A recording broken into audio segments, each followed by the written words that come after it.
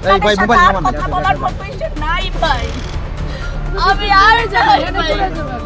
Milestone ট্র্যাজেডিতে যখন মর্মাহত গোটা দেশ, তখন এক শ্রেণীর মানুষের জন্য মাইলস্টোন স্কুল অ্যান্ড কলেজ যেন পরিণত হয়ে উঠেছে ট্যুরিস্ট স্পটে।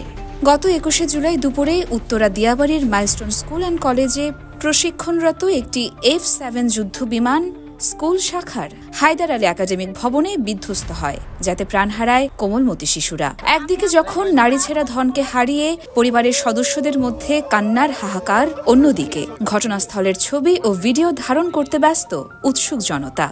দুর্ঘটনার স্থলটি এক নজর দেখতে দূর দূরান্ত থেকে ভিড় করছে মাইলস্টোনের মূল ফটকে। আমি আসবো না, কে আসবে? আমরা আসলে কি দোষ হয়েছে নাকি? সাংবাদিক আসবে না, কে আসবে? আপনি আমরা আসবেন। দেখতে আসি, এত লোক মারা গেছে দেখতে আসি। কেন আসেন? এটা আসতেই পারে স্বাভাবিক। না না না, আপনি এখানে আসতে পারেন না। সমান হয় না, মানুষের মায়া মোহাব্বত।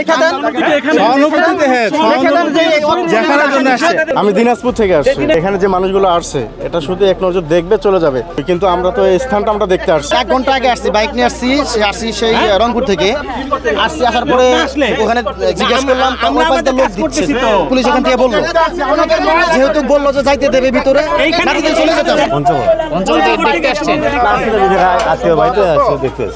রীতিমতো ভিতরে প্রবেশ নিয়ে নিরাপত্তা কর্মীদের সাথে ঘটেছে ধস্তাধস্তির মতো ঘটনা। ভিড় দেখে যে কেউ মনে করতেই পারে এ যেন দুর্ঘটনাস্থল নয়, বরং পর্যটক কেন্দ্র। योरमा शायर जहान, देशकाल न्यूज।